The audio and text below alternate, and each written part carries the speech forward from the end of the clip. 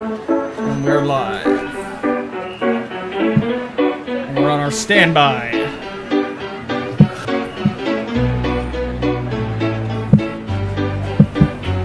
Seriously though, spent all day trying to get everything to work the way that we wanted.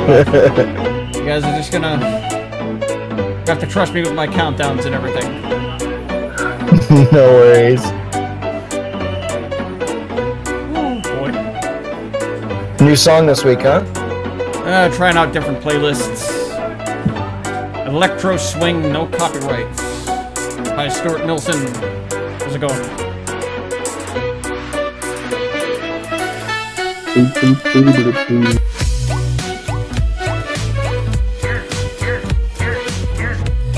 It's not bad.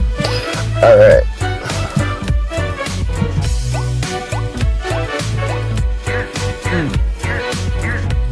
Crazy week. Yeah, it has been a crazy week. Yeah. We have as much show today as we would normally if we had a 2 weeks of like no show or some shit. Yeah, there's a ton of stuff that happened, man. Yeah. So many things. You could probably even say that one needs to know it. Oh. You ready to start the intro? I'd say, yeah, if you guys are. Let's do it. Yeah. Alright, switching all over to standby then, and shutting our music lower. Alright, and hang on one quick sec. Alright. All quiet on the Western Front, please.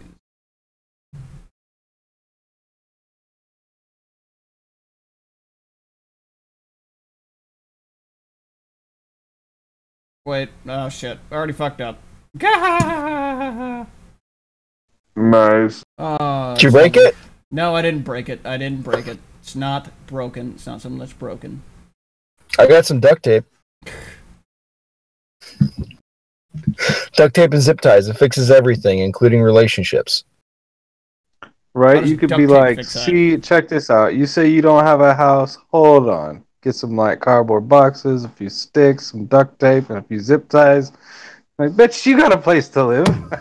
You know, up until Studley told me that he actually wanted to get divorced, I was gonna offer him some flex tape. Oh, goodness. Okay, I think we're all set, you guys. I think we're all set here. Alright, let's try this again, alright? Word. Coming in, live. 3, 2...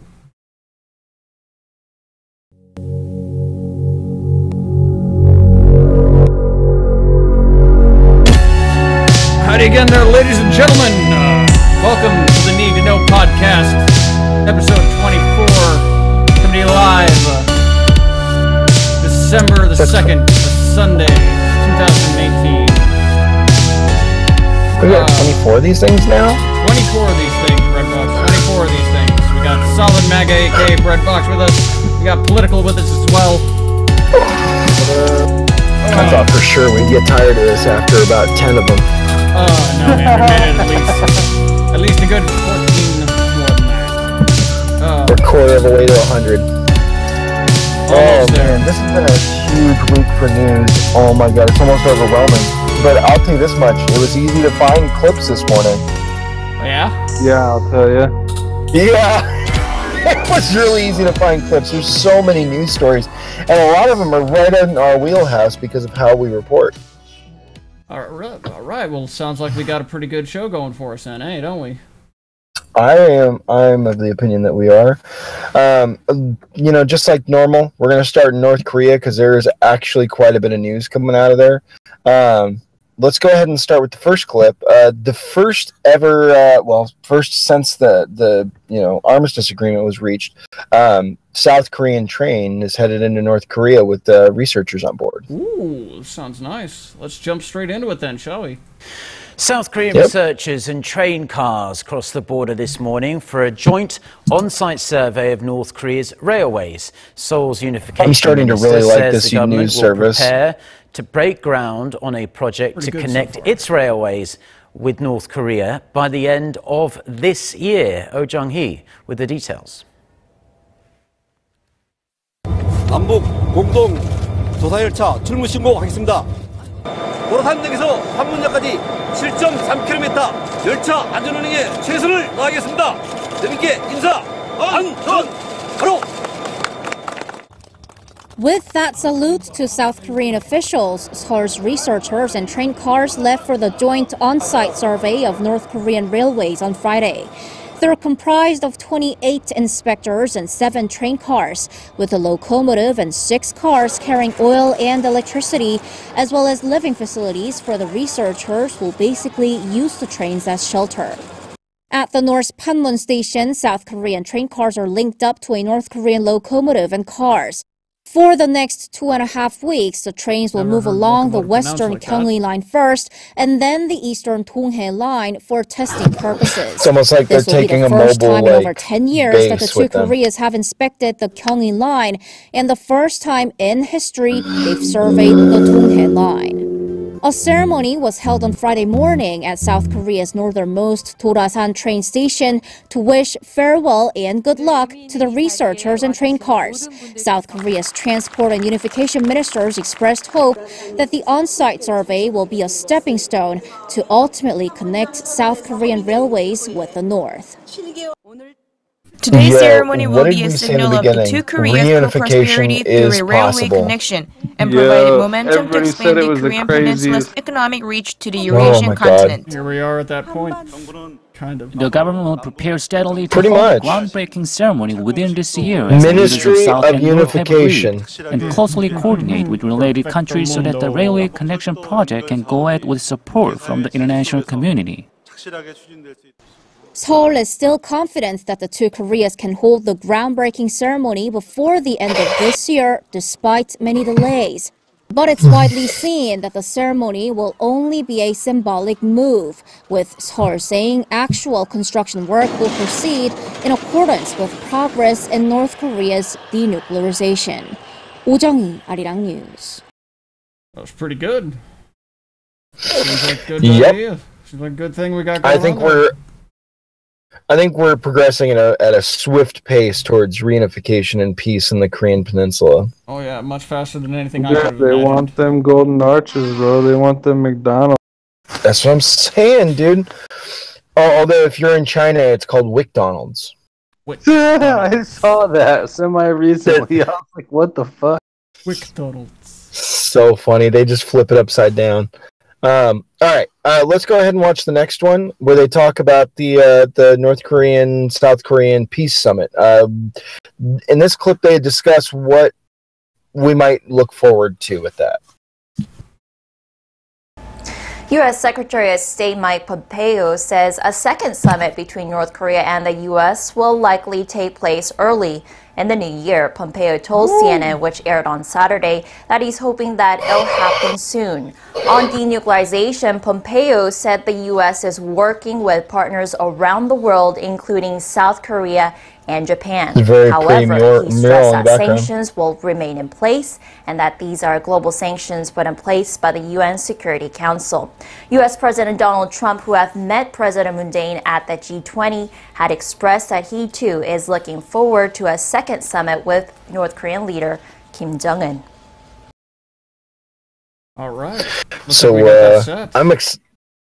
yeah, I think honestly it's just, a bunch of fucking crossing the T's, dotting the I's, giving them, little bits of leeway and seeing how they do with it. That's one of the things that I think this train is all about, is that even though they're going north to inspect the rail lines and everything, I get the feeling that this is a big test of North Korea's character and whether or not they're going to hold their word.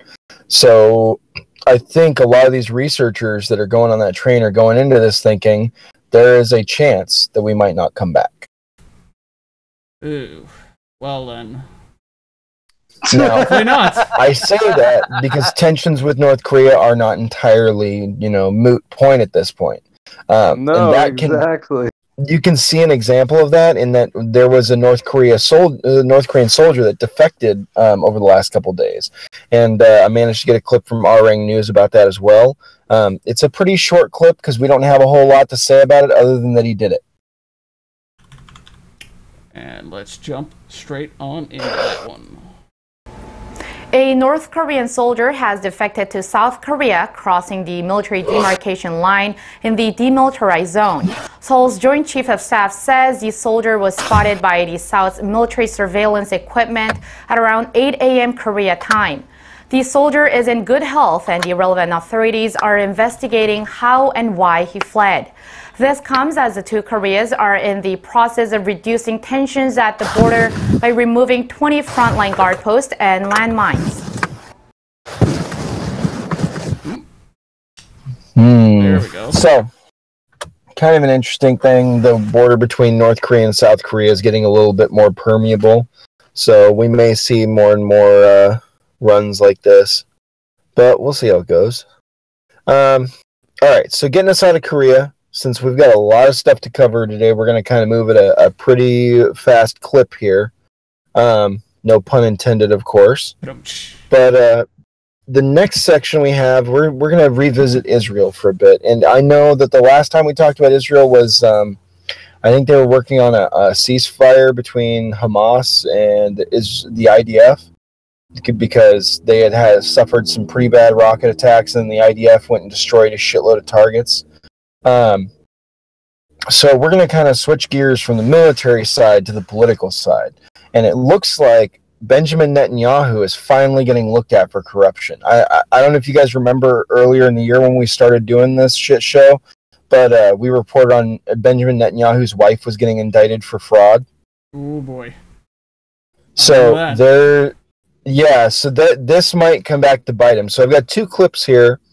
I've got one from a radio show, which we'll play really quick. It just kind of lays out, what the topic is, and then we'll go ahead and we'll watch the Israeli news network talk about, their local happening.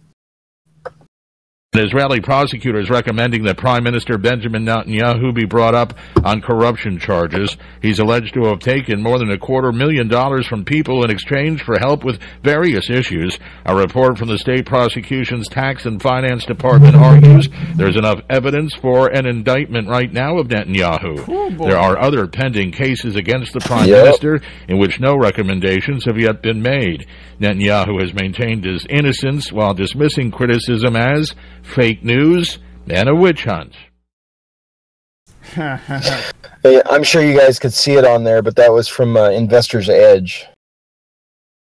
They do a bad I really like how job sourcing the on that one. permeation of fake news and witch hunt is starting to just kind of get out there now. I love the term fake news. I love it. It's great. The best. Dude, my 4-year-old, I'll be telling him some shit, and like the other day, bro. Okay, so we're at the mall, and they got like Santa and the elves and all that shit. Yes. And I'm like, hey, man, do you want to go? You want to go see Santa and stuff? He's like, that's not Santa. I'm like, yeah, it is. He's like, no, that's just a guy in a costume. I'm like, no, bro, that's Santa. I think it's Santa for real. He's like, no, fake news. Sounds like some baller-ass kids there, bro. Your kid just looks at, hey, that's Santa. No, that's fake news. Yeah, bro. He'll have quite wholesome. All right. Well, let's get on to this next clip and see just how much shit he's in. Police investigators are now apparently completed with their investigations into Prime Minister Netanyahu. The report first broke on Chadashot television news last night and maintains that the police will present their findings to the state prosecutor's office within the next 6 months. An unnamed source with the state prosecutor's office told Chadashot News that everyone would be surprised by how quickly a police recommendation would be made, too.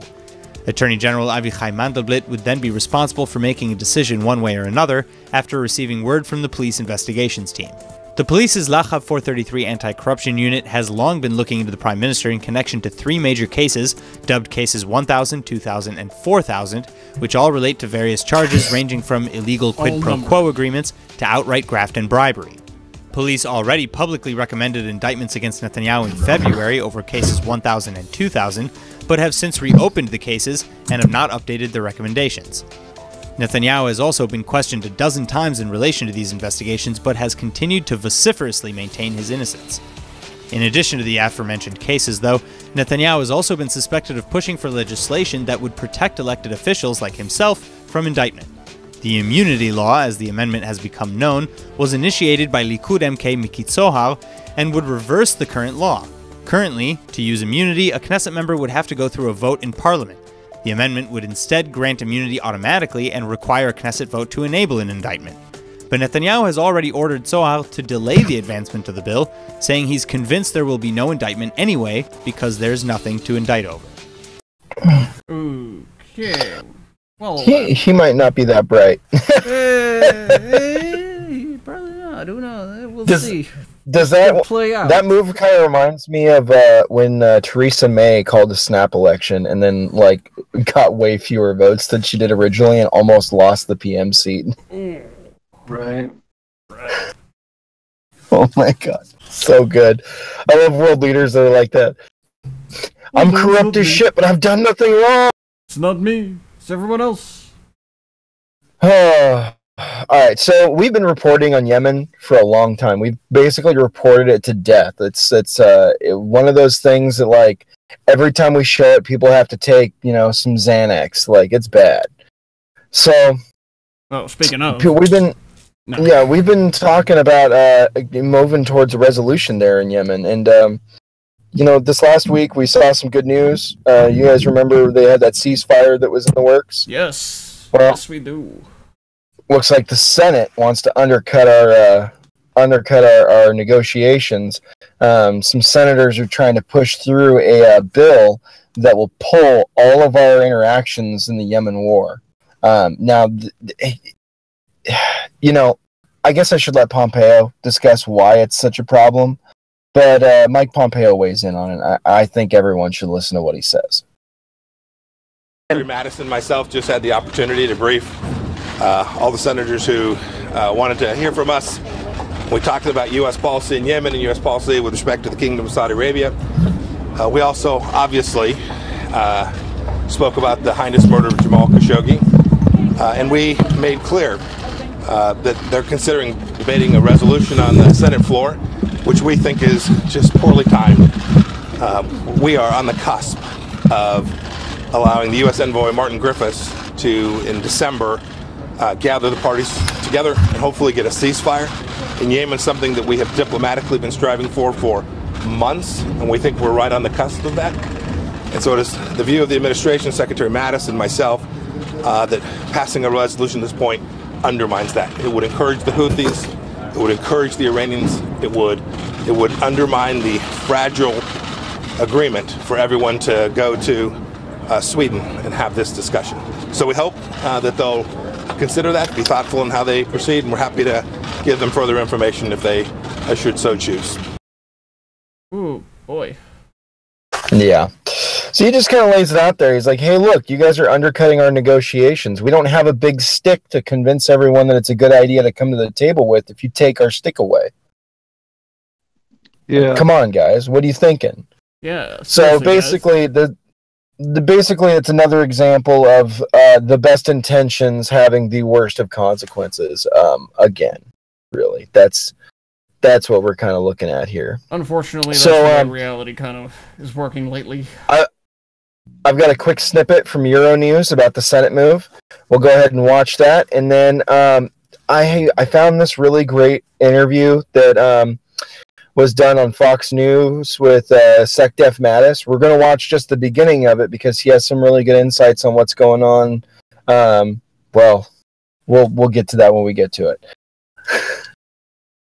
I think at this stage it's quite a symbolic move, but Save the Children is very pleased to see that U.S. senators are actually standing up for the children of Yemen for a change. Standing up this for the war children has of dragged Yemen on for far too long, and it involves some of the world's biggest superpowers. Peace talks aimed at ending the war in Yemen have now been set for early December in Sweden. But are you optimistic this could bring an end to the conflict? Look, we have to start somewhere, and so yes, we have to be optimistic. Pretty short clip. Yes, it's a really short clip. So, man, I can't believe that was that short. That's crazy. I thought it was a little bit longer than that. Basically, what we're looking at is there's two different angles to this. There's the angle of if you pull the United States support, then Saudi Arabia will pull out. Oof. That's not going to happen. Like, nope.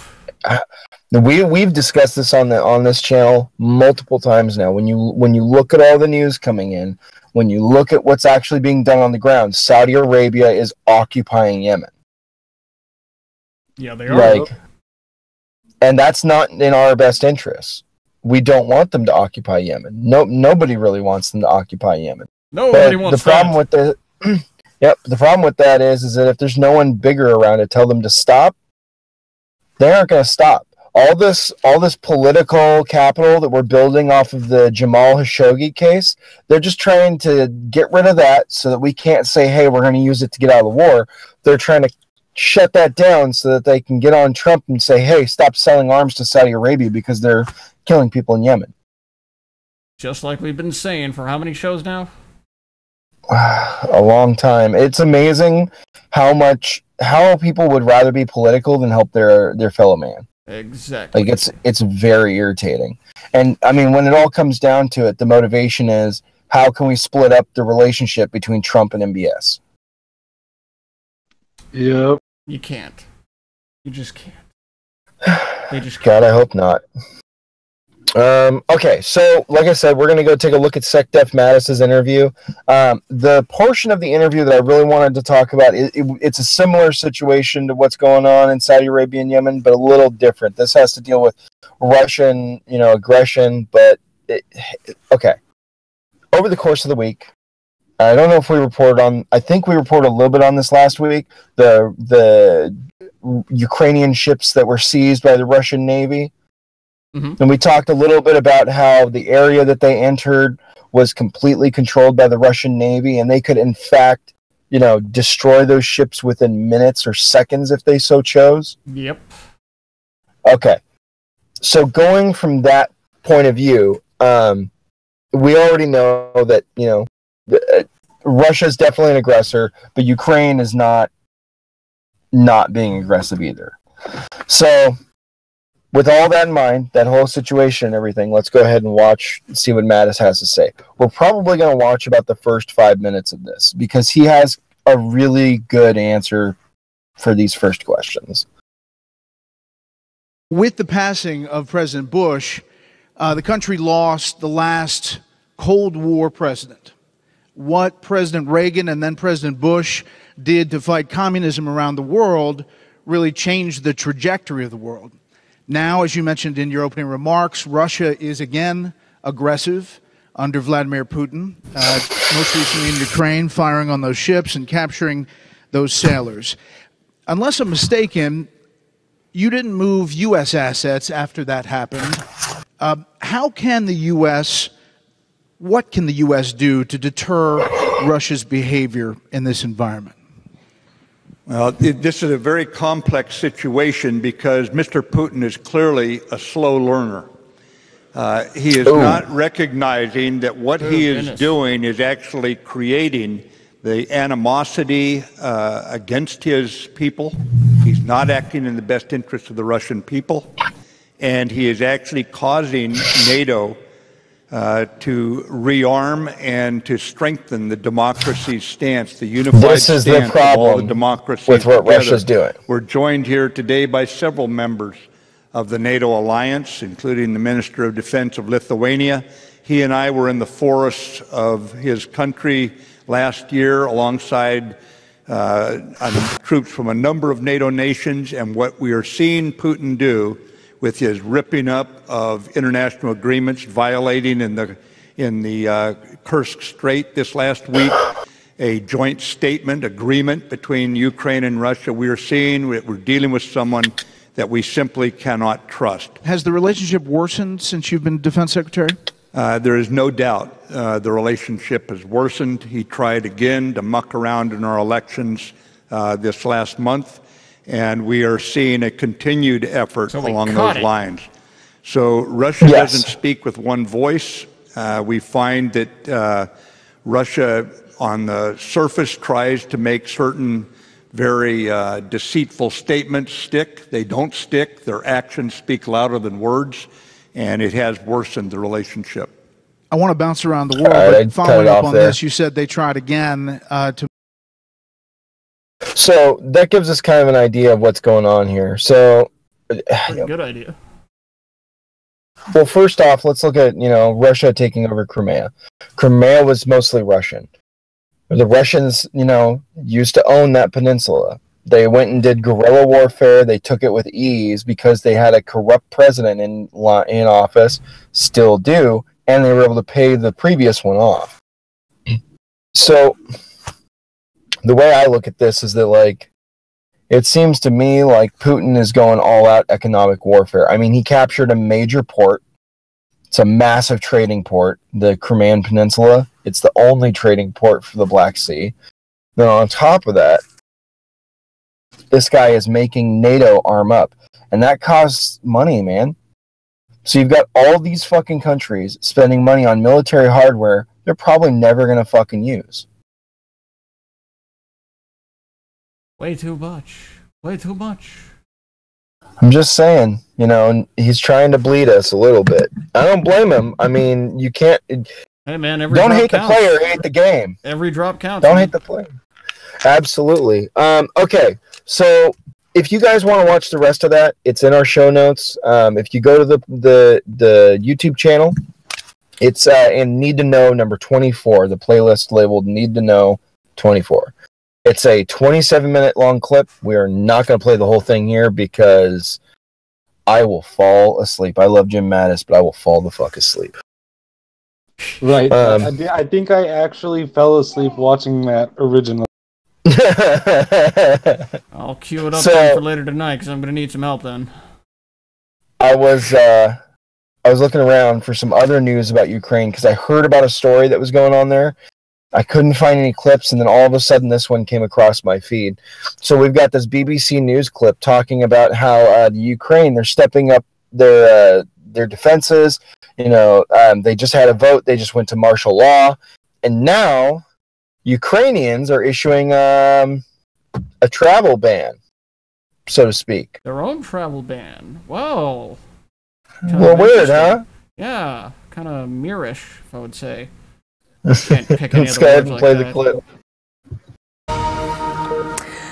Breaking news this morning is that Ukraine is banning Russian men from entering the country. Oh, you don't say! Poroshenko said he wanted to prevent the formation of private armies and a repeat of what happened in 2014 when Russia seized Crimea and supported a rebel uprising in eastern Ukraine. Yeah, it's almost like let's they get need the a very latest wall. on this with our correspondent Jonah Fisher, who's in Kiev.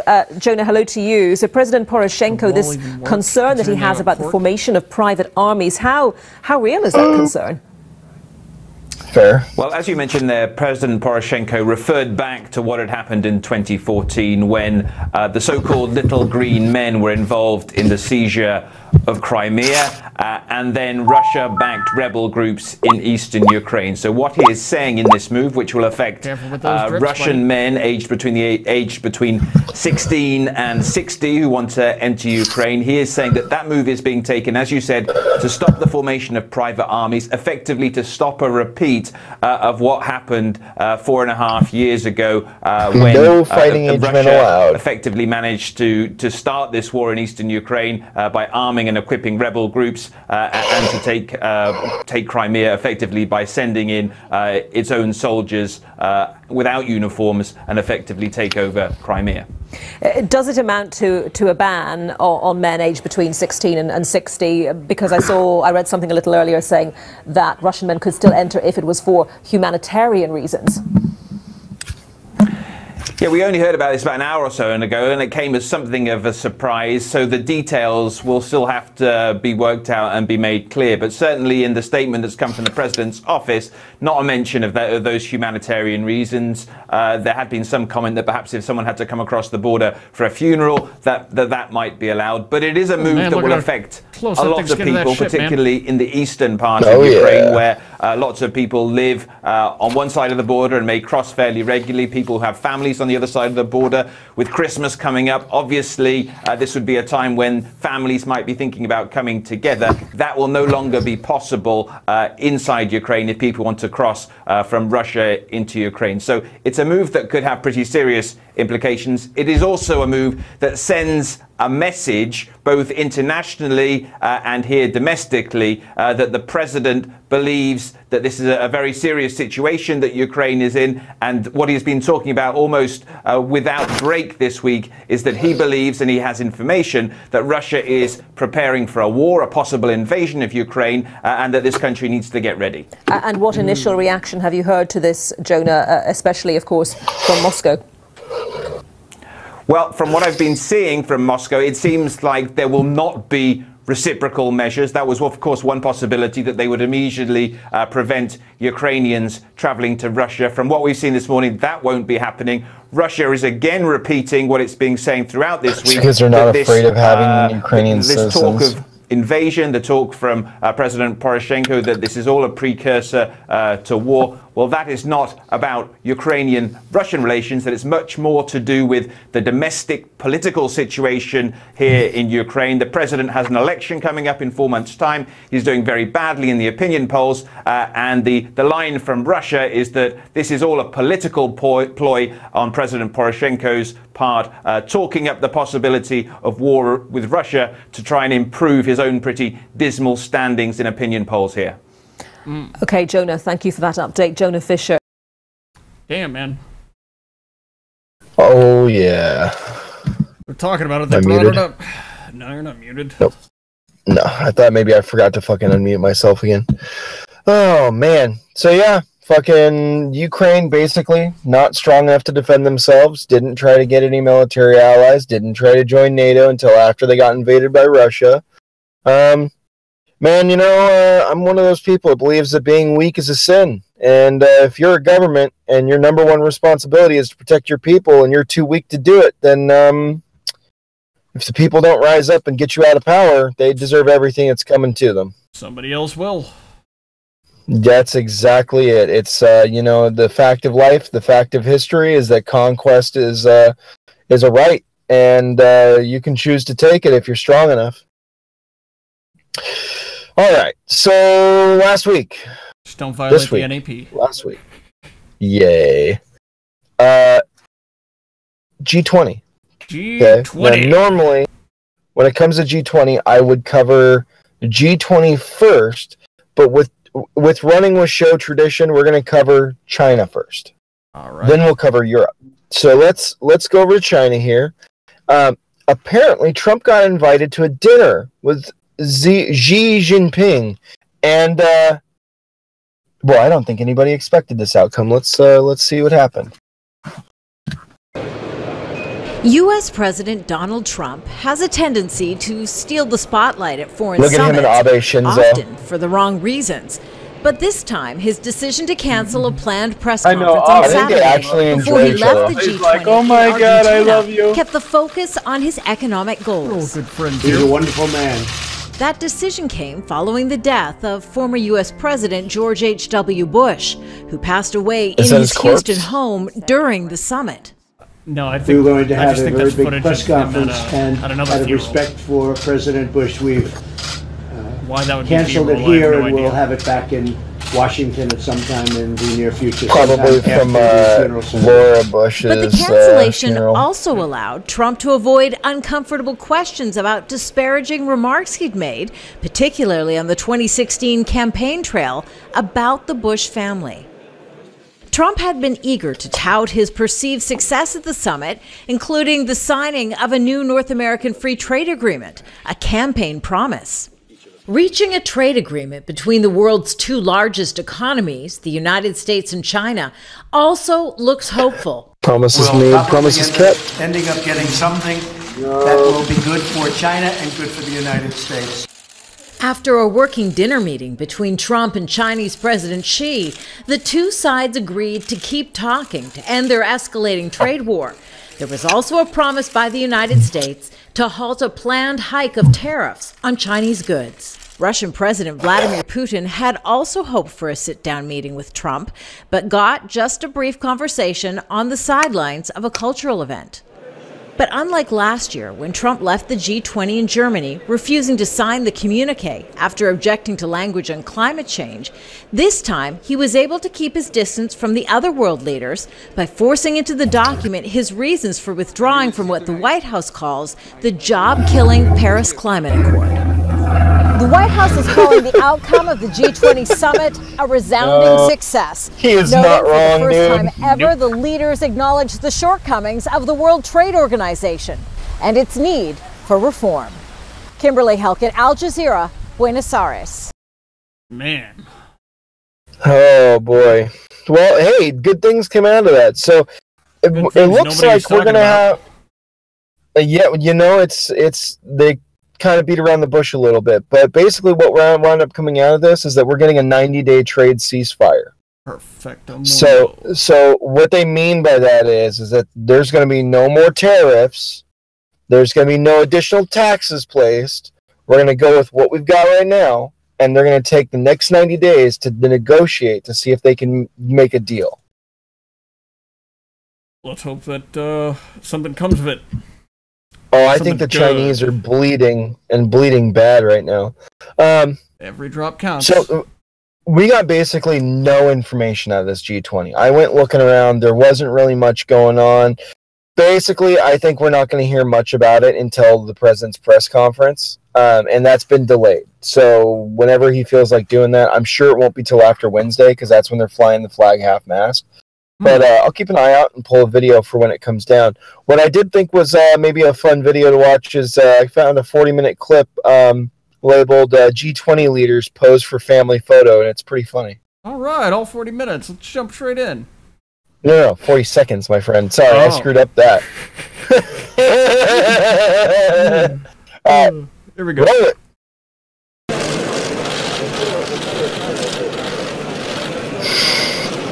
Yeah, they're like milling around, trying to find their buddies. Look at Trump and Abe Shinzo. What kind of face are you gonna make? I don't know. I'm opening my mouth wide. I'm gonna throw up the metal horns. Yeah, okay, that sounds cool. You do that. He's like, you're the only one next to me that I can speak to. That actually speaks English. Notice how Trump? Oh no, that wasn't Trump. That was Abe leading them in the clap. Well, that's interesting that Abe Shinzo clapped first. That's I guess he's the most happiest, I would say. So eager to apparently. Okay. Happier than hell to deal with Trump. Oh yeah, they are. Although he's still nailing him over some vehicle imports and stuff like that. Oh, for sure. But I'm just saying, I don't know. They're gonna feel a lot safer without North Korea shooting missiles over their head. That's actually a really good point. I didn't actually consider that. That might be a thing. I mean, I would enjoy talking to Trump. He seems like fun dude. Yeah, right. Don't have missiles flying over Japan anymore, landing in the Sea of Japan. God, that was a crazy time. All right, switching gears. You remember we covered that yellow vest protest? Oh, yeah. That has been going on. Man. It hasn't ended. Dude, that's been going on for three straight weeks. 3 weeks. It has not ended, and it's still going. There's fires everywhere. It feels like California Fire 2.0, which we will talk about later. All right. Well, I got 2 clips here. I got one that talks about the protest, and then one that shows Macron having to deal with the protesters himself. Ooh. All right, let's jump in.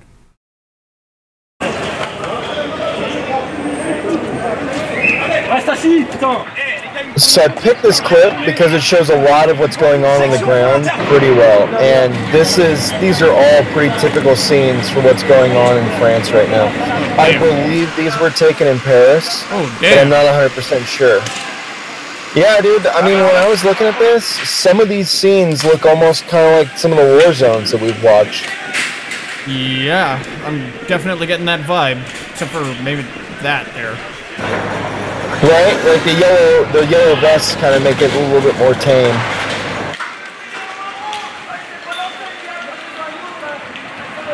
Well, at least it makes it easy to know who's who. Oh yeah, water cannons. Yeah, they're just standing there taking it, man. Oh yeah. Person's covered in an omelet. Right? What the fuck was that? That's rough. Someone must have smashed up that car. The funniest part of this is that they're throwing the tear gas canisters back at the police. Everyone just got shot in the face. Yep. Bear mace. Particle board is it? Oh man. That guy got hit. There are people in our country that actively want this to occur. Yes. Here. Nationwide, too. Well, I think this is what France looks like when they're on the verge of revolution, personally. On revolution, you know. It always starts with France. Oh, God. Crazy stuff. You know, when the French are revolting, it's bad. So I found this other clip. This is a clip of Emmanuel Macron. He actually has to walk through a group of these protesters with his fucking bodyguard retinue. It's really funny. Oh man, let's jump right in. I want to see this. Or what'd you have to say? Oh, no, I was just saying it's really funny because they're all screaming at him. Let's see.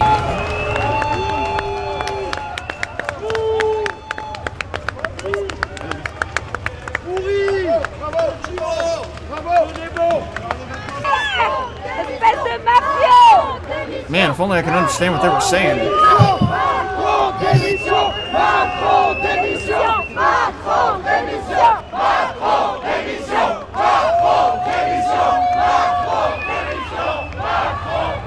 Does it say Macron Division? I don't know. What I've heard is that they want him out. Basically. I think we can assume that. I mean, let me ask you a question, too. Could you imagine President Trump being in a situation like that where his fucking security staff would let him be that close to a fucking crowd of people like that? Absolutely not. It's very different in other countries, isn't it? Just very strange. Very strange to me. If Hillary Clinton had one, I would assume we'd be in a similar situation. Oh, God, yeah, we'd probably be protesting. Would we even exist? Well, I hope so. God, I hope so. Don't get into an existential crisis just yet. I know, right? Oh, okay, so we get to see Macron talk shit to by his, country. We're gonna kind of... Alright, I'll be right back. Please take over. Alright, so, now we're moving on then, ladies and gents. Moving straight on. Moving on to Trump on Bush. Trump talking about George H.W. Bush. I would imagine why. Let's find out. Mr. President, have you spoken to President George W. Bush? Yes, I have, and Jeb also. And I expressed deepest sympathies. Angela and I were just talking about it. He was a wonderful man. And you may want to just explain your little meeting with him. I found it very interesting. Yes, I was with Chancellor Kohl in the White House visiting George Bush, and he is the father or one of the fathers of the German unification, and we will never forget that.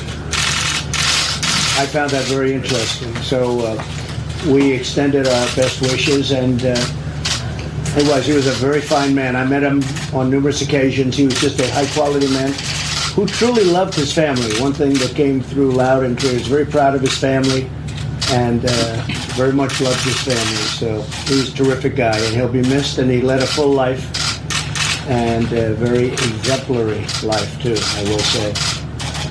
And we've decided, as you know, we're going to have a big press conference today, which I actually look forward to because we've made tremendous progress at the G20 with many nations. And we were going to have a very big press conference, and out of respect for President Bush, we've canceled it here, and we'll have it back in Washington at some time in the near future, sometime after the funeral services.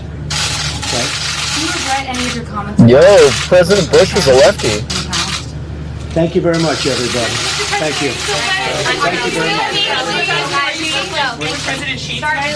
We will be meeting with President Xi tonight. I will be, and we can kill that. Small group. We already saw him meet with President Xi.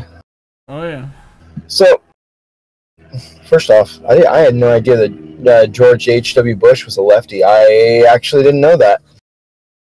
Just ran on the Republican ticket. Do you mean like left-handed or like voted for Hillary? No, I mean like left-handed. Did you see the document that he was signing? Nope. Oh, he was left-handed. Okay, yes, that's what because I was like, I mean, at the end of his life, I'm pretty sure he seemed like a.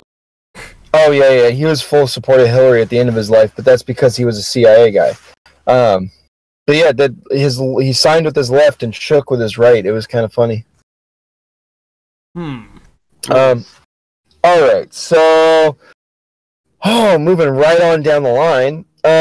We really haven't touched base about the California fires, and that's still kind of a crisis that's unfolding. I think most of the fires are out now, if not all of them. But this clip talks a little bit about what the actual devastation looks like and what people in California are looking to do after the fires now that they have to rebuild.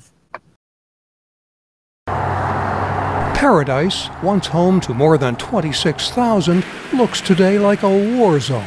People who lost their homes, now in temporary housing or Red Cross shelters, are coming to terms with the loss. I'm from Louisiana and Texas. I've been through hurricanes, tornadoes, but nothing like this. Nothing like this. Visiting officials, like two who came on Monday from Washington, have been shocked by the destruction. This fire, I don't want to ever see a community being shattered like this again. It's unacceptable.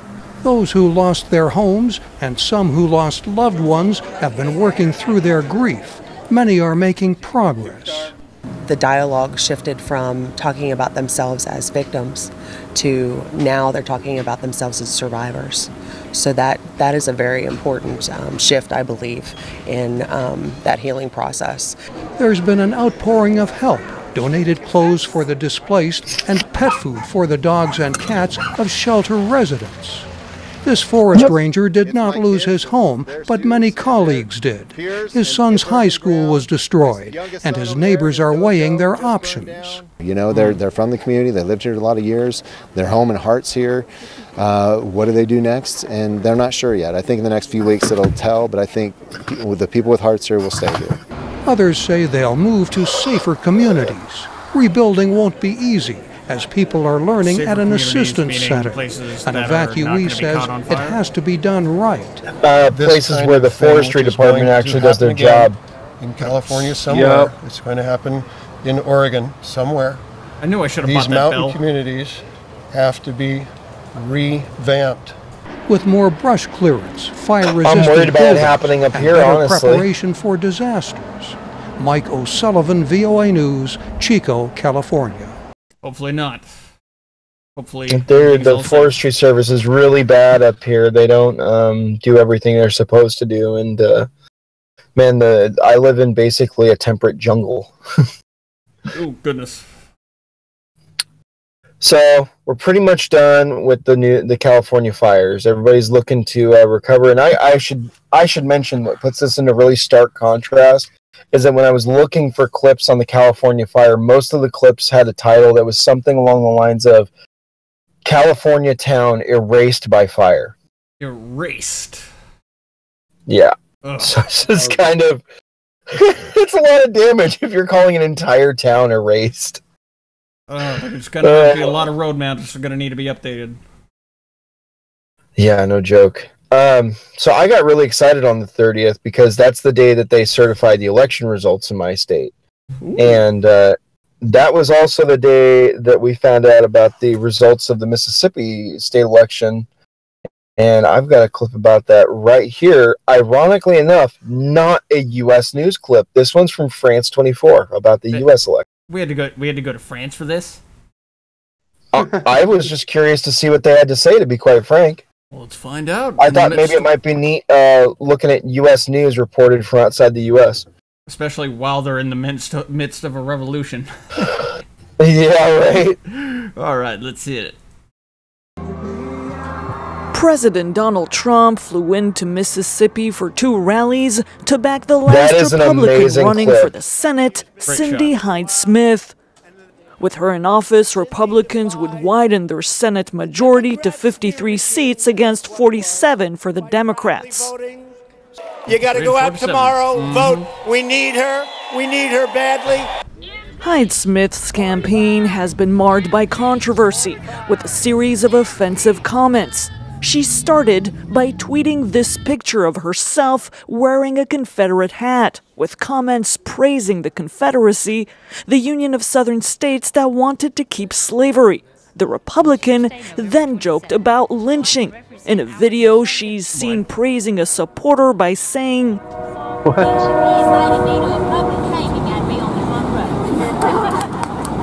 this in a state with a long history of racist hangings. A day before the vote, authorities found 7 nooses and signs referring to Hyde-Smith's comments on Capitol grounds. Meanwhile, Democratic candidate Mike Espy's campaign said, "We can't afford a senator who embarrasses us and reinforces the stereotypes we've worked so hard to overcome. We're better than this, Mississippi." Amid the crisis, during which several companies have asked for a refund of their campaign donations, the Republican has tried to refocus voters on Republican values. What's on the ballot tomorrow is not just She my must have name, tied Cindy them all herself. Hyde-Smith.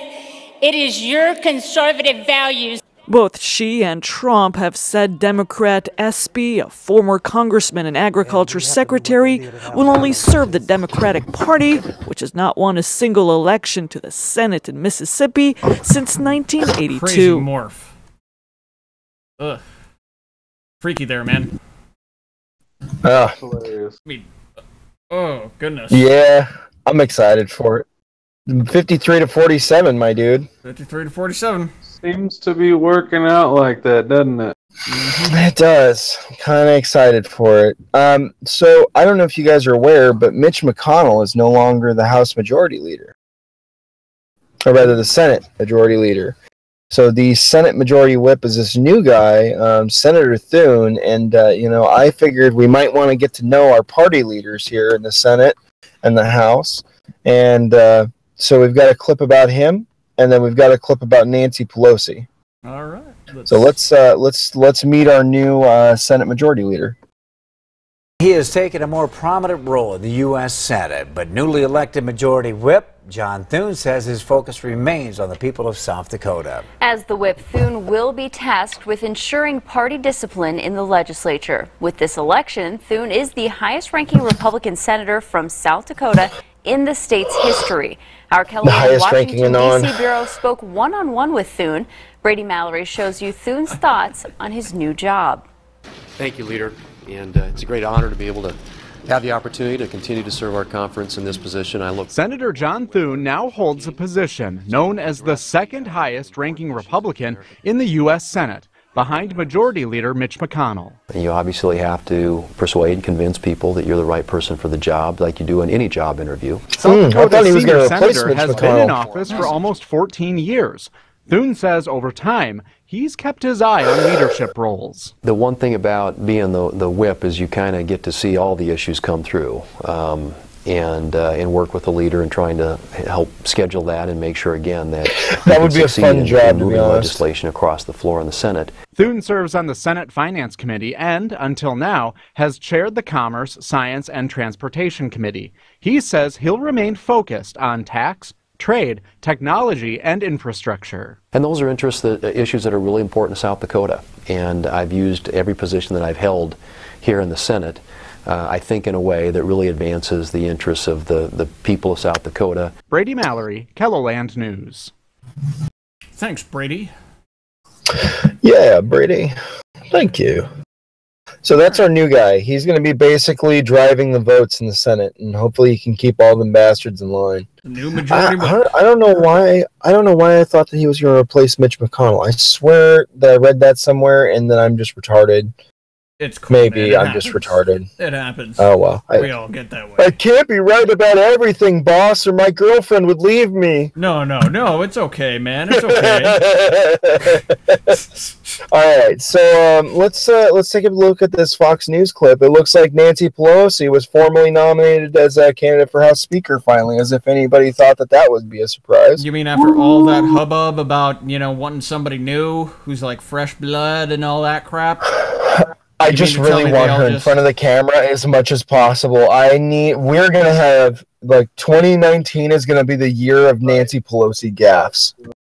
I can't wait. It's just so funny. I am getting ready for the compilation videos as we speak. Is it going to be funnier for her to call him President Bush now that Bush Sr.'s dead? Right. Was that joke in poor taste? Leave a comment below. Oh boy! What if Emanuel Cleaver had challenged Nancy Pelosi? From the many times I've had him on this show, the Missouri congressman would have bipartisan support. Now, he's already poo-pooed the talk, said that he was never interested in it, but I always got all this email from congressmen and fans who said, we would have supported him. He's with us right now to talk about the developments today, where Nancy Pelosi looks like she is set to lead Democrats again, winning a key caucus support, and of course it depends on a full show of support of at least 218 members in the House next month. Congressman, you decided not to run. You wouldn't even entertain my question when I asked. What now? Well, I think Nancy Pelosi is going to win on the floor. The vote today was simply an expression of where the caucus would be if this is taken to the floor. Now, I mean, there could always be some disruption on the floor. There could also, and there could be those who would simply like to embarrass the leader.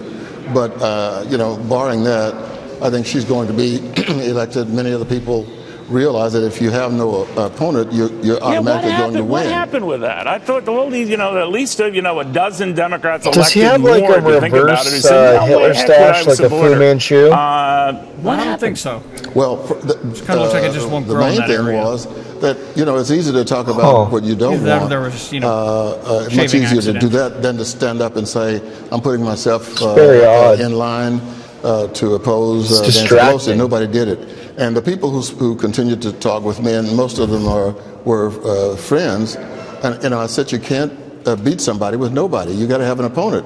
And in the absence of an opponent, all we were going to do was create chaos, and anybody could rise in the midst of chaos. Somebody that, frankly, didn't have what it takes to be a leader during these times. So, Nancy Pelosi has a lot of experience. I think she has an open mind. Do you really think so? Because a lot of people are afraid that in order to win their votes and support, she'll be all investigations of Donald Trump all the time. What do you think? Not going to happen. In fact, she has said in our caucus meetings before today that she didn't want to talk to any of the people over those investigatory committees about impeachment. And, I didn't say impeachment, but that investigations on everything from the president's ties to Saudi Arabia to a bunch of Russian stuff. What do you think? Well, I think there will be probably some government oversight. They're going to, because that's what they do. They're constitutionally required to do it. But I don't think you're yes, there will be investigations. A lot of committees, like I serve on financial services. There is a committee on can't believe you think somebody's going to do away with that. Committee. That's a good question. And Al Green, the chair, that's not the top issue on his agenda. I think one of the things that's happening is that a lot of the newspaper and TV pundits are saying the Democrats are going to, investigate this and that and this and that. And when you get over and start talking to people, they're saying that's not what we're elected to do. And I don't think the people have voted for Democrats to put us in a majority to do investigation. Now, I think we have a constitutional responsibility for oversight, and I think we're going to do that. There's no question about it. But just calling in for investigation won't happen. All right. A lot of your supporters are chagrined. But Congressman, thank you very, very much. Good seeing you again. Good boy. I'm kind of interested to see what this new oversight committee looks like and what it's going to do once it gets into power. Well, no, it will, because the new oversight committee is in their damn wheels like they always do, and just bitch and moan and this and that, and ain't shit gonna get. Yep. Hopefully we have that's enough what I grace. suspect. I will say this though, I did not expect we were going to run through all these clips so fast. God damn, man, we're going quick. Yeah, I thought, with like 20 some odd clips, like we were going to be, running overtime, but looks like we're going to be going just great. Damn, man. All right, You really know how to put a show I together, know, man. right? I told you. So we're running towards the end of our show here, and one of the things I want to talk about, since we're in election coverage mode, is I don't want our listeners and the people that were around to forget about this guy that may wind up being the 2020 frontrunner for the presidential campaign on the Democrat side. There's a lot of speculation about Beto O'Rourke and whether or not he's electable as an executive. What do you guys think about him? Have you guys heard anything about that? Because I hear it all over the place. Beto O'Rourke? Oh my god, that cancerous fool. They try to say because you cut out there political. Because he lost, he's got a better chance for president. I'm like, what the fuck? How? What? Honestly, several articles that said that. Yeah, there's a lot of articles that say that, because he lost in Texas, that he'll be more appealing to fucking Democrat voters or some shit like that. But what I worry about is he's got that typical presidential look. You know what I'm saying? He's a good old boy that's clean cut, clean shaven, fucking wears a nice suit. Let's face it, he's got some energy behind him. He doesn't have the meme magic, but he's got some energy behind him.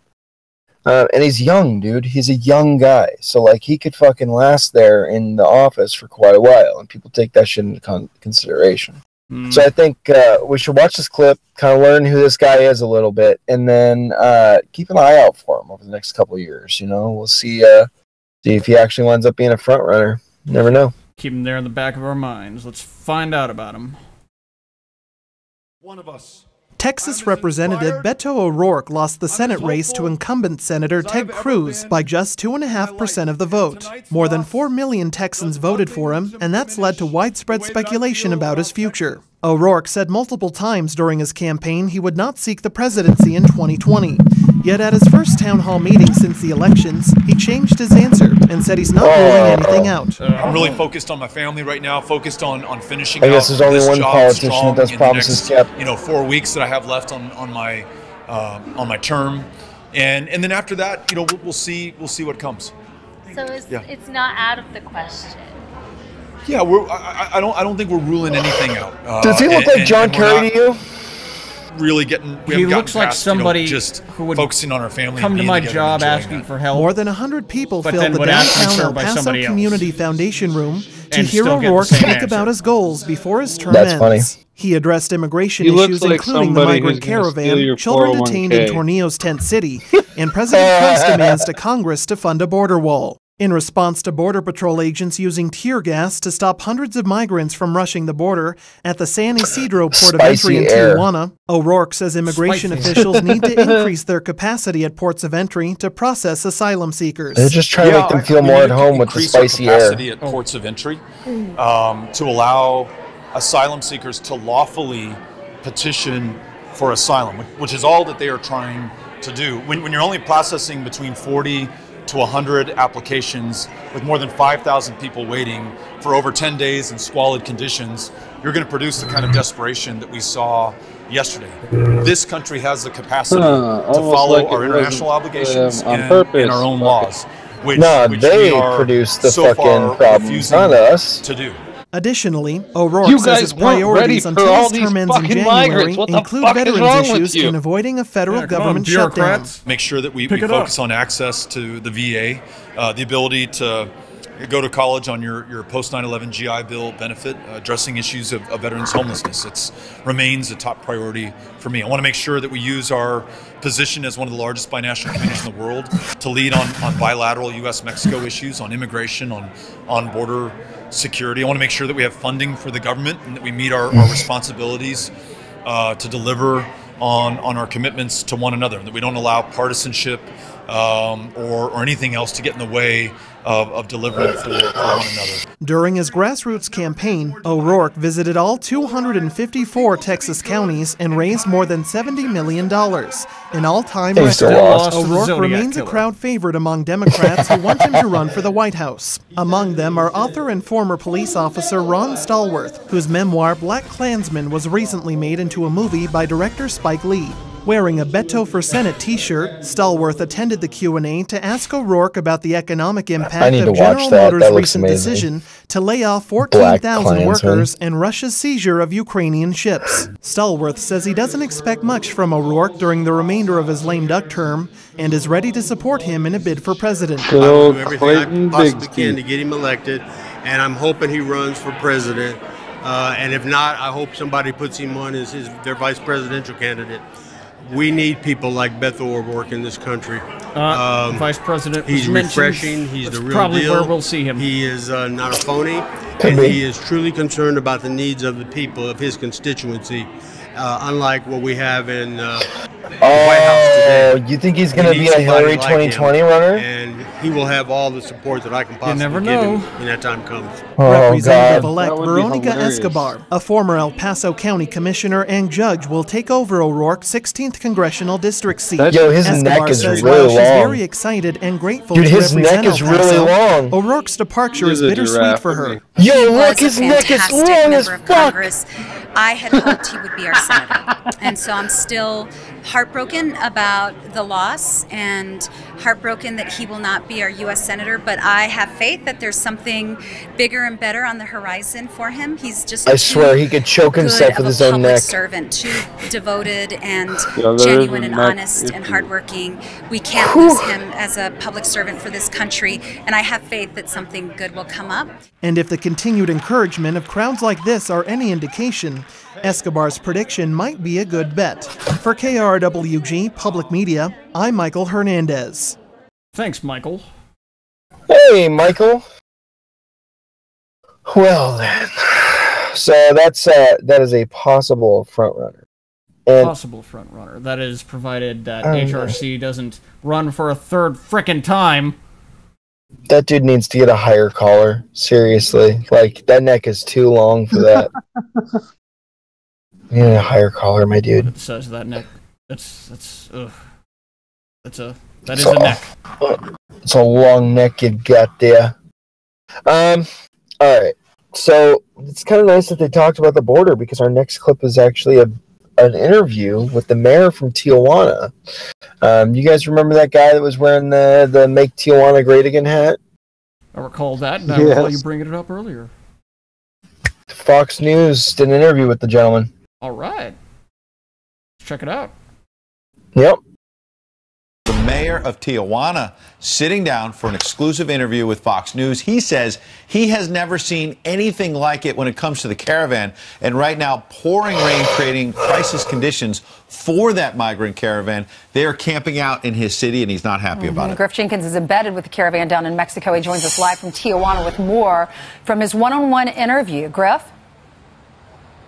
Good morning, guys. Juan Manuel Gastelum, the mayor of Tijuana, calls this humanitarian crisis. I'm going to show you why, but just a second. Breaking here, there's a helicopter. If I could just pan for 2 seconds. This is the lowest we've seen the CBP Border Patrol helicopters flying. The reason why is, talking with our Mexican fixer now, is one of the 40 or 50 people that tried to jump the fence were not able to do so. We're told from this group that they're looking for at least 20 that got across that wall right now. Now, let me show you the crisis that's going on in this because of the rain, because of the number of people in here, 6,000, many of them sick with the flu, with respiratory infections, HIV, AIDS, TB, chicken pox. They're infested with lice. And Mayor Gastelum says he's furious to the organizers, and one of the people he holds responsible is the group Pueblos Sin Fronteras, who's been helping them all along the way.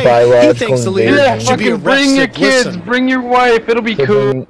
This person, all of a sudden, I feel like watching Starship Fronteras. I don't know why. He's saying that he's one of the leaders of the caravan. We don't watch your the federal HIV. police said, hey, come over here. You're charged with putting people in risk. Let's take care of him in a legally way.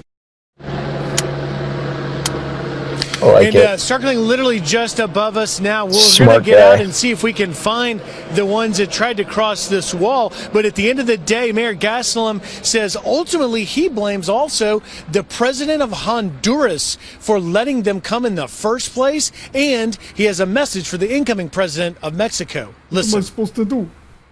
You have a message for President Orlando, the Honduran president. Yes. Get yourself back to work. Do things right. If you were elected or you're imposed by someone, well, do what they expect to do from you. What would your message be for the incoming Mexican president? It's almost like common sense. It's a problem he must solve. I like this guy's hair. He gets into office. Mayor Gastelum says that he cannot afford to foot this bill past this weekend as people get more desperate, and we'll see more attempts to go over that wall, guys. All right, Griff, all over this story. We'll be getting back to you throughout the show. Yes, we will. Thank you so much, Griff. Yeah, I'm excited to see more attempts. I really just got an extreme vibe of needing to watch Starship Troopers after seeing that clip for some reason. I have no idea why. I don't know why. I'll have to get you the clip of Starship Troopers where it's Trump and a bunch of his campaign cabinet, and they're just shooting at bugs that are labeled with fake news icons. It linked me to that, man. We gotta throw that in the meme folder. This is so good. Okay, so we've got one last piece of news this week, and this is our high note for the week. And I'm just going to explain what happened, and then we'll play the clip for you. There's this great channel on YouTube called Memeology 101, and the guy he just knows what's going on. Like he's got his shit like right on the pulse of YouTube. So all the drama that's going through, he's pretty much right there. And he did this great little snippet about this event that came, and I think you guys have heard of Thought Audit, right? That stands for that hoe over there, correctly, right? Well, currently it means that hoe owes taxes. Oh, damn. Basically, there's so there is a pretty standard practice on the internet now of women either selling pictures of their body parts, selling them doing, sexual favors, on camera or, on a, just like a photograph or something for money. And they usually go through PayPal or some other transaction service. And, a lot of these services, they expect that you're going to pay your taxes. You're going to file a 1099 like a regular American would if they were a contract employee like that. Oh, come on. You really expect half these young kids to know what a 1099 form is? They're really not, and the problem is they're voting for so much more taxes, and they just try to find these jobs where they're evading them. So some bright individuals on the internet figured out that they could actually report these people to the IRS, and so the IRS has started looking into it, and a lot of these women are starting to put out on their social media that, they're getting audited and all this stuff, and it has got to be one of the funniest things I've seen on the internet like all month. Like it just all right, it's cracking me up. So you ready for the clip? I'm ready for the clip, man. I'm ready. This might be my favorite clip of the night. I had it all together, but I was led astray the day you walked away. You were the clock that was ticking in my home. Change my state of mind. Ladies and gentlemen, we got him.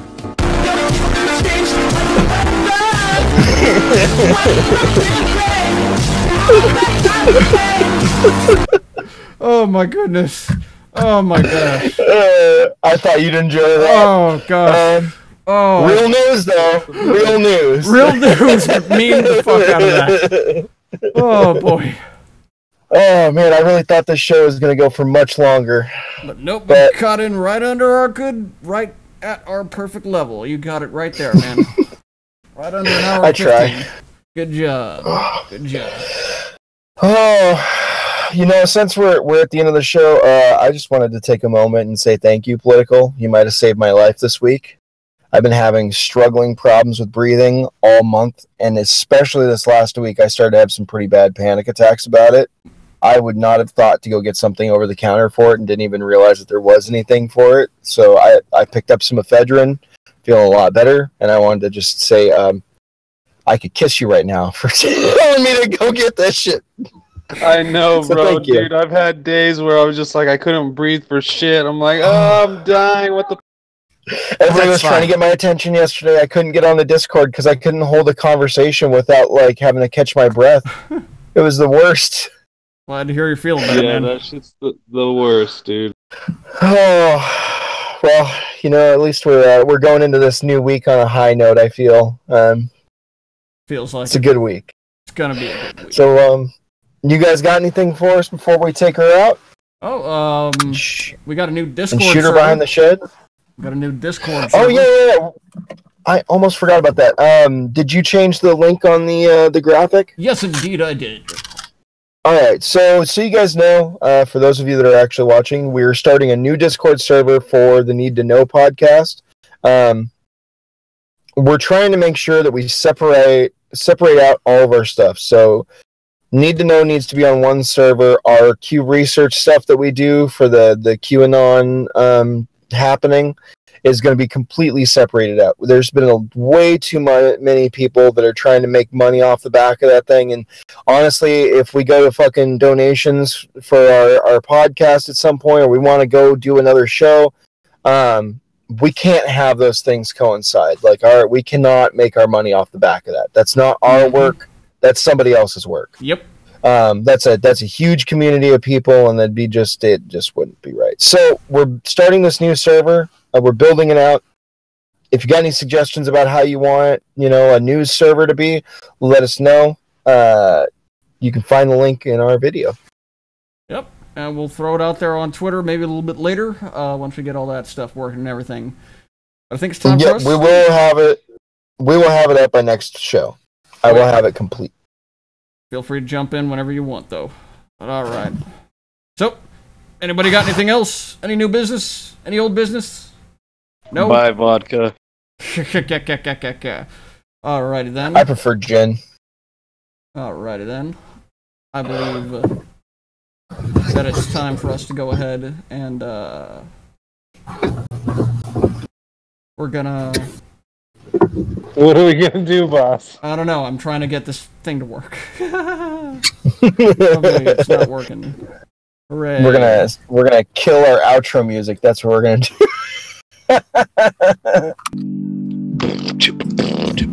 We're working with some new hardware this week, so give us a little bit of growing pains. Okay. I mean, our podcast is really still in its infancy anyway, my dude. Yep, but we're improving every single week. And so I guess, well, hey, there it goes. So I guess, we're improving every week, getting a little bit better here and then. And we're going to hopefully make this all better for everybody as best as can be. Hope that everybody enjoyed the show tonight. We did expect to run long, but we ran in just in time, so it's good. Good thing. Redbox, really happy that you're able to breathe now. Yes, oh my god, yes.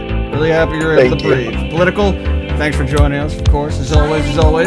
And thanks to all of y'all for watching us and joining us. Hope y'all have an awesome work week ahead of y'all. We'll see y'all next Sunday. And, of course, buy water.